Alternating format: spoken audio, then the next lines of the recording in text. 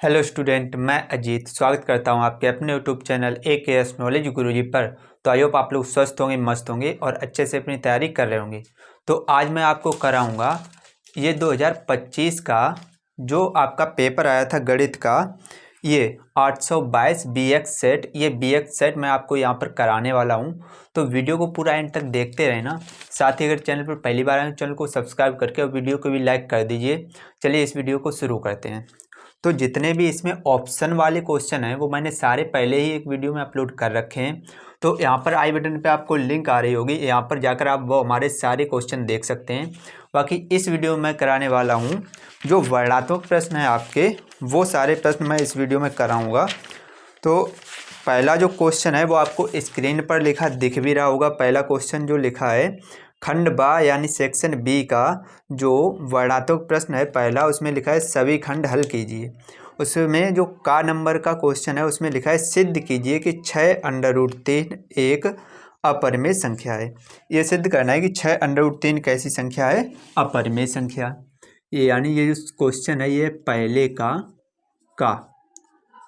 पहले का जो का क्वेश्चन है इसको मैं सीधे हल कर रहा हूँ। लिखा आपने पहले देख लिया, ये लिखा है सिद्ध कीजिए कि 6√3 अपरिमेय संख्या है। तो ऐसे क्वेश्चन कैसे किए जाते हैं ये मैंने पहले ही आपको बताए हैं। जो अंडर रूट वाले अपरिमेय संख्या सिद्ध करते हैं उसको सबसे पहले उसका उल्टा मान लेते हैं। तो हम क्या मानेंगे, माना 6√3 एक परिमेय संख्या है। हमें अपरिमेय सिद्ध करना है तो हम क्या मान लेंगे, परिमेय संख्या है। हमने क्या मान लिया कि 6√3 एक कैसी संख्या है, परिमेय संख्या। अगर ये परिमेय संख्या है तो कोई ना कोई ऐसी संख्याएं होंगी जिनको अंश बटे हर के रूप में लिख दें तो ये √3 आ जाए, क्योंकि ये कैसी संख्या है, परिमेय संख्या। और परिमेय संख्याएं जो होती हैं वो अंश बटे हर के रूप में होती हैं। तो हम क्या करेंगे, यहाँ पर लिखेंगे हम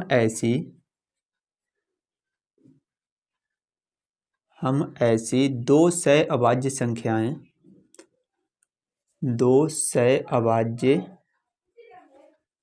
संख्याएं दो सहअभाज्य संख्याएं ए और बी ज्ञात कर सकते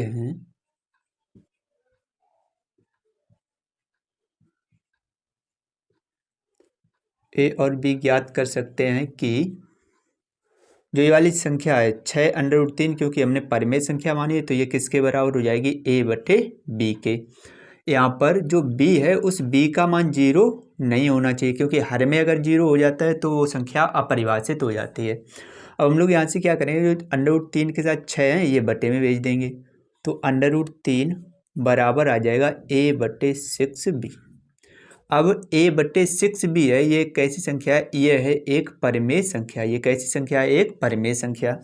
तो क्या लिखेंगे, चूंकि a/6b एक परिमेय संख्या है, एक परिमेय संख्या है। तो अगर ध्यान से देखें a/6b है, ये परिमेय संख्या है और ये किसके बराबर है, √3 के। अगर ये परिमेय संख्या है तो √3 भी परिमेय संख्या होगी। तो √3 भी परिमेय संख्या होगी। लेकिन आपको पता है कि √3 जो है वो परिमेय संख्या नहीं है, ये कैसी संख्या है, एक अपरिमेय संख्या। तो लिखेंगे परंतु इस कथन का विरोधाभास प्राप्त होता है। इस कथन का विरोधाभास प्राप्त होता है कि √3 परिमेय संख्या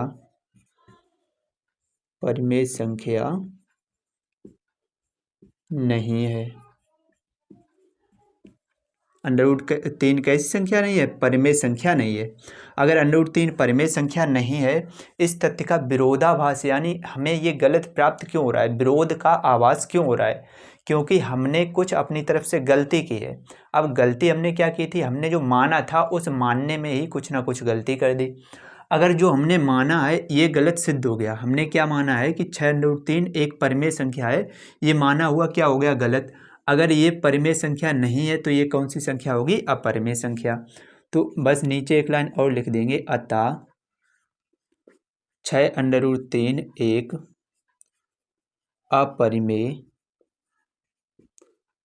एक अपरिमेय संख्या है। ठीक है, आई होप ये क्वेश्चन आपको अच्छे से क्लियर हो गया होगा। अगर वीडियो अच्छी लग रही है लाइक ज़रूर कर दीजिए। चलिए अब हम पहले तो आप इसका स्क्रीनशॉट लीजिए। अब हम बढ़ते हैं अपने नेक्स्ट क्वेश्चन की ओर।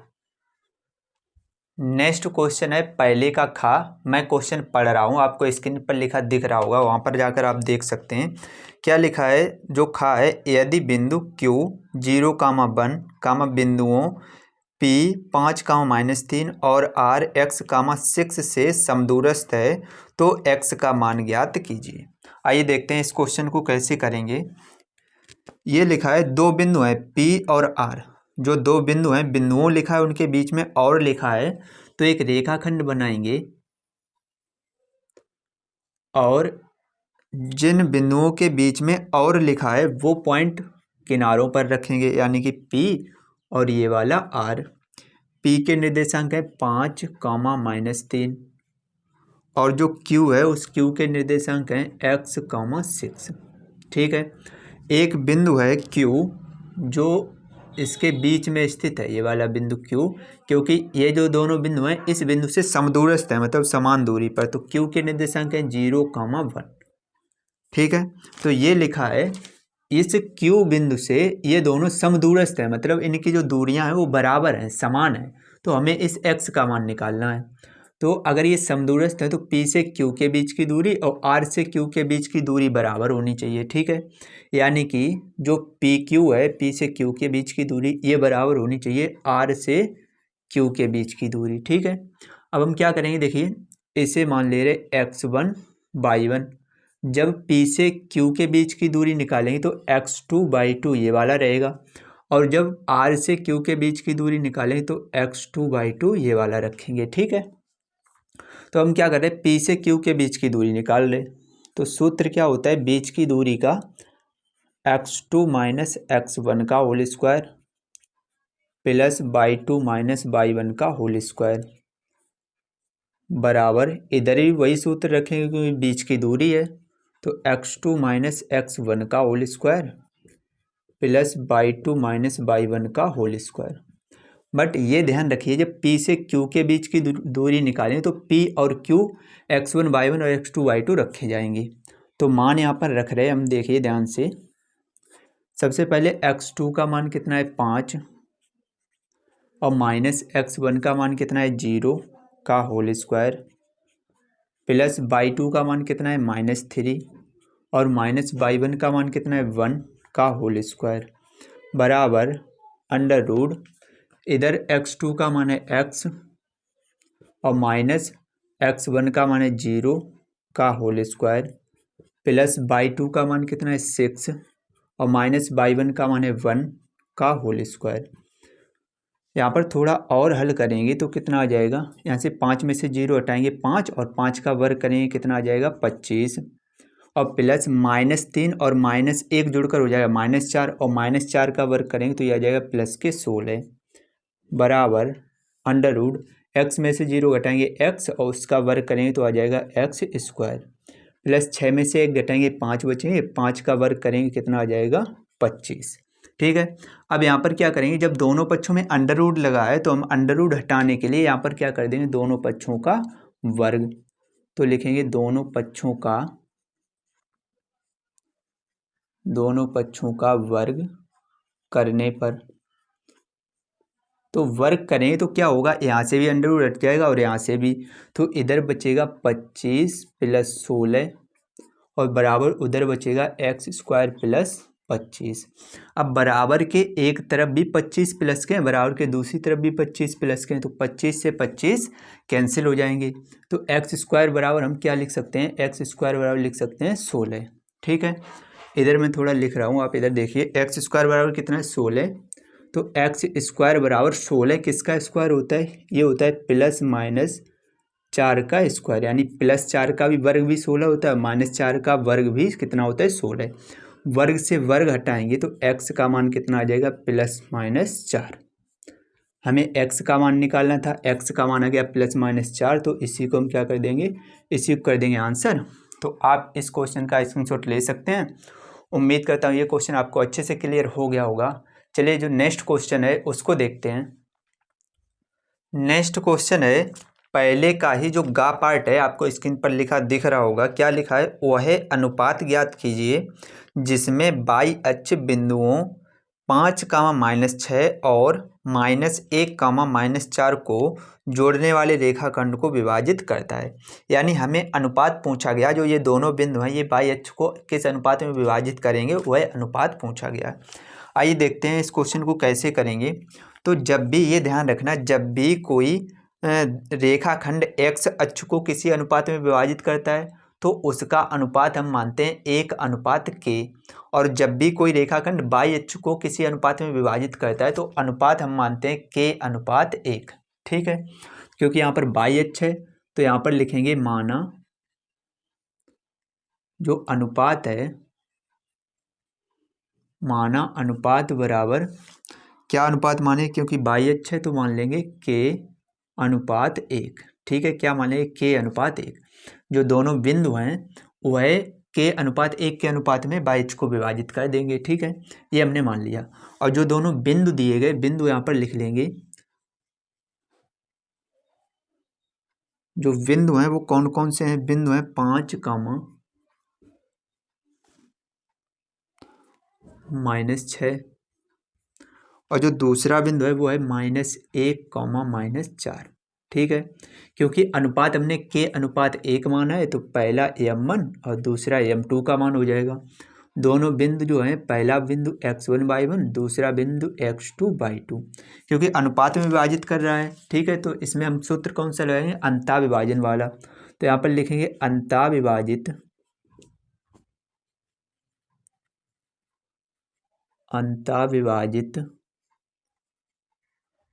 करने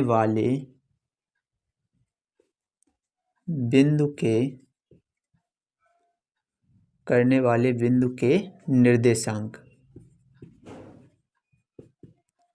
अंतःविभाजित करने वाले बिंदु के निर्देशांक क्या होते हैं, सूत्र होता है m1 x2 plus m2 x1 बटे m1 plus m2, m1/2 plus m2/1 बटे m1 प्लस m2। ठीक है, ये अंतःविभाजित करने वाले बिंदु के निर्देशांक होते हैं।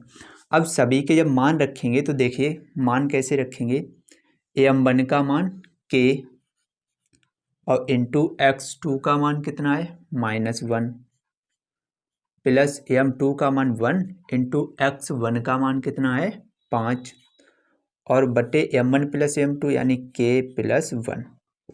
उसके बाद m1 का मान k और इंटू बाई 2 का मान कितना है, बाई 2 का मान है -4 और प्लस m2 का मान 1 और इंटू बाई 1 का मान कितना है -6 बटे m1 प्लस m2 यानी k प्लस 1। ठीक है, और आगे जब हल करेंगे तो ये आ जाएगा माइनस का k और प्लस के 5 का 1 में गुणा करेंगे, 5 × 5 बटे k प्लस 1 कामा ये आ जाएगा माइनस का 4k और ये माइनस का आ जाएगा 6 अपॉन k प्लस 1। ठीक है, ये जो अंतःविभाजित करने वाले बिंदु के निर्देशांक निकाले हैं, क्योंकि ये बाई अक्ष को किसी अनुपात में विभाजित कर रहे हैं, यानी ये वाला जो बिंदु है ये किस अक्ष पर स्थित है, बाई अक्ष पर। किस अक्ष पर स्थित है, बाई अक्ष पर। तो आपको याद होना चाहिए बाई अक्ष पर x का मान 0 होता है, ये ध्यान रखिए, बाई अक्ष पर वाई अक्ष पर x बराबर क्या होता है 0। ठीक है, और 0 किसको करेंगे, ये जो दो पॉइंट निकले हैं इसमें जो पहला निर्देशांक होता है ये होता है x का मान, और दूसरा निर्देशांक होता है ये होता है y का मान। क्योंकि y अक्ष पर x का मान 0 होता है तो पहला जो निर्देशांक है ये 0 के बराबर होना चाहिए, तो इसे हम क्या कर देंगे 0 के बराबर कर देंगे। तो इसका मान रखेंगे x का कितना है -k + 5/k+1 बराबर 0। k+1 का 0 में गुणा करें तो आ जाएगा -k बराबर -k + 5 बराबर 0। ये प्लस के 5 भी उधर भेज देंगे तो -k बराबर आ जाएंगे -5। माइनस से माइनस कैंसिल, k का मान कितना आ गया 5। ठीक है, k का मान कितना निकल के आ गया 5। अब k का मान अनुपात में रख देंगे, अनुपात निकल के आ जाएगा। तो आंसर में लिख देंगे अतः अभीष्ट अनुपात जो पूछा गया था, अभीष्ट अनुपात बराबर, अनुपात माना था k/1, k का मान निकाल लिया 5 तो यहाँ पर रख देंगे 5/1, 5/1। तो यही क्या आ गया, यही आ गया हमारा आंसर। ठीक है, तो आई होप आपको ये क्वेश्चन भी अच्छे से क्लियर हो गया होगा, अच्छे से समझ में आ गया होगा, तो आप इसका स्क्रीनशॉट ले सकते हैं। चलिए अब हम बढ़ते हैं अपने नेक्स्ट क्वेश्चन की ओर। नेक्स्ट जो क्वेश्चन है पहले का घा आप स्क्रीन पर देख सकते हैं, लिखा होगा, क्या लिखा है, सिद्ध कीजिए कि √1 - cos theta upon 1 + cos theta बराबर, सिद्ध करना है cosec थीटा - cot थीटा। आइए समझते हैं इसको कैसे हल करेंगे पूरा क्वेश्चन। सबसे पहले जो हमें सिद्ध करना है उसकी हम लोग क्या करेंगे, लेफ्ट हैंड साइड लिख लेंगे। तो इसकी जो लेफ्ट हैंड साइड है उसको हम यहाँ पर लिख रहे हैं, डायरेक्ट सवाल को नहीं लिख रहे हैं। लेफ्ट हैंड साइड क्या है, √1 - cos थीटा बटे 1 + cos थीटा। ठीक है, अब इसको आगे हल करेंगे तो देखिए कैसे हल करेंगे। सबसे पहले जो दिया गया इसके अंश और हर में हम लोग क्या करेंगे, 1 - cos थीटा से गुणा कर देंगे, क्योंकि 1 + cos थीटा नीचे लिखा है तो गुणा किससे करेंगे, 1 - cos थीटा से। तो 1 - cos थीटा से जब गुणा करेंगे तो क्या आएगा, आप ध्यान से देखिए, √1 - cos थीटा, 1 - cos थीटा ऊपर आ रहा है तो ऊपर तो हो जाए 1 - cos थीटा का होल स्क्वायर, और नीचे एक क्वेश्चन में a+b a-b यानी कि वर्गांतर वाला जब सूत्र लगाएंगे तो बट्टे में आ जाएगा 1 का स्क्वायर करेंगे 1 और माइनस कॉस का स्क्वायर करेंगे तो हो जाएगा cos स्क्वायर थीटा। ठीक है, अब और आगे जब हल करेंगे तो क्या आ जाएगा, √ ऊपर तो ऐसे लिखेंगे 1 - cos थीटा का होल स्क्वायर और बटे 1 - cos स्क्वायर थीटा होता है साइन स्क्वायर थीटा। ठीक है, अब क्या करेंगे, √1 - cos थीटा और बट्टे साइन थीटा, क्योंकि दोनों पर स्क्वायर है तो हम क्या करेंगे, पूरे पर क्या लिख ले रहे, स्क्वायर। अब यहाँ से क्या होगा, ये वर्ग से √ कैंसिल हो जाएगा तो क्या बचेगा, 1 - cos थीटा और बटे साइन थीटा। अब ये साइन थीटा है ये 1 और cos दोनों के बटे में लिखा है तो हम क्या करेंगे, यहाँ से दोनों को अलग अलग बटे कर देंगे तो इधर आ जाएगा 1/cos 1/sin थीटा और माइनस यहाँ पर आ जाएगा cos थीटा बटे साइन थीटा। अब एक सूत्र होता है 1/sin थीटा होता है cosic थीटा और माइनस cos थीटा बटे साइन थीटा होता है cot थीटा। ठीक है, और यही हमारी है राइट हैंड साइड और यही हमें सिद्ध करना था। राइट हैंड साइड लिख देंगे और नीचे लिख देंगे हेंस प्रूव्ड, हेंस प्रूव्ड यानी अतः सिद्ध हुआ। तो आई होप आपको ये क्वेश्चन भी अच्छे से क्लियर हो गया होगा, अच्छे से समझ में आ गया होगा, तो आप इसका स्क्रीनशॉट ले सकते हैं। अब हम बढ़ते हैं अपने नेक्स्ट क्वेश्चन की ओर। नेक्स्ट क्वेश्चन है इसी पहले का जो इन्या पार्ट है इसको देखते हैं। आप क्वेश्चन स्क्रीन पर लिखा हुआ देख सकते हैं, क्या लिखा है क्वेश्चन, ये लिखा है त्रिज्या 14 सेंटीमीटर वाले एक वृत्त की एक जीवा केंद्र पर 120 अंश का कोण अंतरित करती है, संगत वृत्तखंड का क्षेत्रफल ज्ञात कीजिए। आइए देखते हैं इस क्वेश्चन को कैसे करेंगे, पूरा समझाएंगे, आप वीडियो को एंड तक देखते रहिए। ये लिखा है त्रिज्या 14 सेंटीमीटर, यानी त्रिज्या जो आर है उस आर का मान हो गया 14 सेंटीमीटर। आगे ये लिखा है वाले एक वृत्त की जीवा केंद्र पर 120 अंश का कोण अंतरित करती है, यानी जो थीटा है उसका मान दिया गया 120 अंश। ठीक है, हमें किसके संगत वृत्तखंड का क्षेत्रफल ज्ञात करना है। तो वृत्तखंड का क्षेत्रफल एक सूत्र होता है, वृत्तखंड का क्षेत्रफल बराबर एक सूत्र होता है वृत्तखंड का क्षेत्रफल थीटा बटे 360 pi R square minus 1/2 R square sine theta. ठीक है, ये वृत्तखंड का क्षेत्रफल होता है। इन दोनों में से आर स्क्वायर कॉमन आ जाएगा, तो कोष्टक में क्या बचेगा, थीटा बटे 360 पाई माइनस 1/2 साइन थीटा। अब यहाँ से आर और थीटा का मान रख देंगे। आर और थीटा का मान रखें तो आर का मान कितना है 14 सेंटीमीटर, तो यहाँ पर हो जाएगा 14 का स्क्वायर। थीटा का मान है 120/360। क्योंकि ये क्वेश्चन 2 नंबर में पूछा गया है तो पाई का मान यहाँ पर नहीं रखेंगे, तो पाई की जगह पर पाई लिखा रहने देंगे 1/2 और साइन थीटा का मान 120 अंश। आप साइन 120 अंश का मान याद कर लीजिए, साइन 120 अंश का मान होता है √3/2। ठीक है, ये मान यहाँ पर रख देंगे। 14 का वर्ग करें कितना आ जाएगा, 14 का वर्ग होता है 196। कोष्टक में ये काटेंगे 2 से 0 कैंसिल, 12 एकन 12 और 12 तियाँ 36, ये आ गया पाई/3 माइनस 1/2 साइन 120 अंश का मान रखेंगे √3/2। इसको और आगे हल करेंगे तो कितना आ जाएगा 196 कोष्टक में पाई/3 माइनस √3/2 दूनी 4।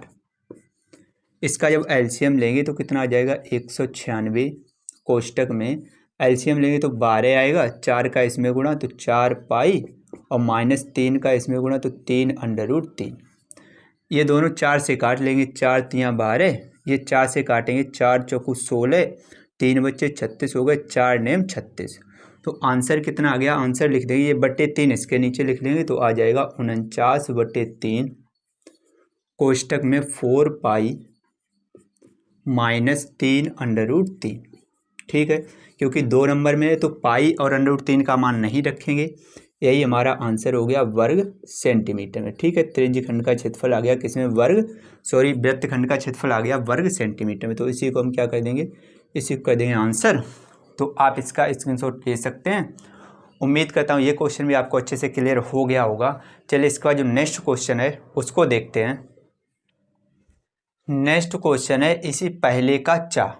क्वेश्चन आप लिखा हुआ देख सकते हैं, क्या लिखा है, 52 पत्तों की एक अच्छी प्रकार से फेंटी गई गड्डी में से एक पत्ता निकाला जाता है, निम्नलिखित के प्राप्त करने की प्रायिकता ज्ञात कीजिए।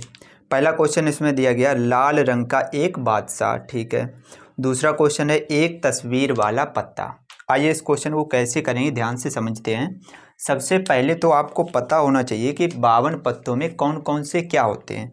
तो जो 52 पत्ते होते हैं, इधर मैं बता रहा हूँ, 52 पत्ते जो होते हैं, इन 52 पत्तों में 13 पत्ते होते हैं हुक्म के, 13 पत्ते होते हैं हुक्म के, 13 पत्ते होते हैं चिड़ी के, 13 पत्ते होते हैं ईंट के और 13 पत्ते होते हैं पान के। ठीक है, हुक्म के जो पत्ते होते हैं ये होते हैं काले, चिड़ी के पत्ते भी होते हैं काले, ईंट के पत्ते होते हैं लाल और पान के पत्ते भी होते हैं लाल। ठीक है, तो इन चारों पत्तों में हुक्म, चिड़ी, ईंट और पान, इन चारों पत्तों में एक एक पत्ता इक्का होता है, यानी कि 4 इक्के हो गए, 4 क्या होते हैं इक्का। और इन चारों पत्तों में एक एक होता है बादशाह। ठीक है, और इन चारों में एक एक होता है हुक्म और इन चारों में एक एक होता है गुलाम। ठीक है, और जो इक्का होते हैं, देखिए सभी में से एक एक है। अब क्वेश्चन को ध्यान से समझेंगे। इसमें देखिए जो बादशाह जो होते हैं, हुक्म होते हैं और गुलाम होते हैं, इन पत्तों में क्या बना होता है, तस्वीर बनी होती है। तो इन पत्तों को बोलते हैं तस्वीर वाले पत्ते। ठीक है, तो तस्वीर वाले पत्तों की संख्या कितनी होगी, 4 बादशाह 4 हुक्म, सॉरी हुक्म नहीं होता है, 4 बादशाह 4 बेगम होते हैं। क्या होते हैं, 4 बेगम और 4 गुलाम। ठीक है, 4 गुलाम होते हैं। ये टोटल पत्ते कितने हो गए, 12। यानी जो तस्वीर वाले पत्तों की संख्या होती है वो कितनी होती है, 12 होती है। ठीक है, अब क्वेश्चन को करेंगे। देखिए क्या लिखा है, कुल पत्ते इसमें कितने हैं वो लिख ले रहे। कुल पत्ते हैं 52। ठीक है, कुल पत्ते कितने हैं, 52। अब पहला क्वेश्चन करेंगे। ये लिखा है एक लाल रंग का बादशाह। तो बादशाह हमारे पास हैं कितने, बादशाह हमारे पास 4। अब लाल रंग के बादशाह कितने हैं ये हमको इसमें से ढूंढने हैं। ठीक है, तो देखिए जो बादशाह होते हैं 4, वो एक बादशाह हुक्म का होता है, एक चिड़ी का, एक ईंट का और एक पान का। तो इसमें 2 पत्ते लाल होंगे, क्योंकि 13 जो ईंट के पत्ते हैं उसमें से एक बादशाह और पान के जो 13 पत्ते हैं उसमें से एक बादशाह। तो 2 बादशाह होते हैं लाल। ठीक है, तो लाल बादशाह की संख्या कितनी हो गई, लाल बादशाह जो होते हैं, लाल बादशाह होते हैं 2। ठीक है, लाल बादशाह कितने होते हैं, 2 होते हैं। ठीक, तो प्रायिकता निकालें हमको किसकी, लाल बादशाह की। लाल बादशाह होने की प्रायिकता निकालनी है, तो कुल लाल बादशाह ऊपर, यानी कि लाल बादशाह के जो पत्ता हैं वो ऊपर लिखेंगे, कितने पत्ते हैं, लाल बादशाह और बट्टे कुल पत्ते। तो लाल बादशाह की संख्या हमारे पास है 2 और बट्टे कुल पत्ते 52। 2 से इसको डिवाइड करेंगे तो आ जाएगा 1/26। ठीक है, कितना आ गया, 1/26। तो इसी को हम क्या कर देंगे, आंसर। दूसरा क्वेश्चन देखते हैं। दूसरे क्वेश्चन में पूछा गया प्रायिकता निकालिए एक तस्वीर वाले पत्ते की। तस्वीर वाले पत्ते की, तो तस्वीर वाले पत्ते हैं कितने, पहले वो लिख ले रहे। तस्वीर वाले पत्ते कितने हैं, तस्वीर वाले पत्ते हैं 12। तो तस्वीर वाले पत्ते हो गए 12। अब हमको प्रायिकता निकालनी है कि एक पत्ता जो निकाला है वो तस्वीर वाला होना चाहिए। तो तस्वीर वाला पत्ता होना चाहिए, इसकी क्या प्रायिकता होगी, तो तस्वीर वाले पत्ते ऊपर रहेंगे, तस्वीर वाले पत्ते, और बटे कुल पत्ते बटे में लिखे जाएंगे, कुल पत्ते। तो तस्वीर वाले पत्ते हमारे पास कितने हैं, तस्वीर वाले पत्ते हैं 12 और बटे कुल पत्ते हमारे पास कितने हैं, 52। 4 से काट लेंगे, 4 तियाँ 12 और 13 चौकू 52, यानी कि आ गया 3/13। ठीक है, तो इसी को भी हम क्या कर देंगे, आंसर। दोनों क्वेश्चन हो गए, आप इसका स्क्रीनशॉट ले सकते हैं। उम्मीद करता हूँ ये क्वेश्चन भी आपको अच्छे से क्लियर हो गया होगा। इस वीडियो में बस इतना ही। उम्मीद करता हूँ वीडियो आपको पसंद आई होगी। वीडियो पसंद आई हो तो लाइक कर दीजिए। चैनल पर अगर पहली बार आए हो चैनल को सब्सक्राइब कर लीजिए। आपको सब्सक्राइब का एक बटन दिख रहा होगा। चलिए मैं मिलता हूँ आपसे नेक्स्ट वीडियो में नेक्स्ट बचे हुए सवालों के साथ। तब तक के लिए जय हिंद, जय भारत, जय माता दी।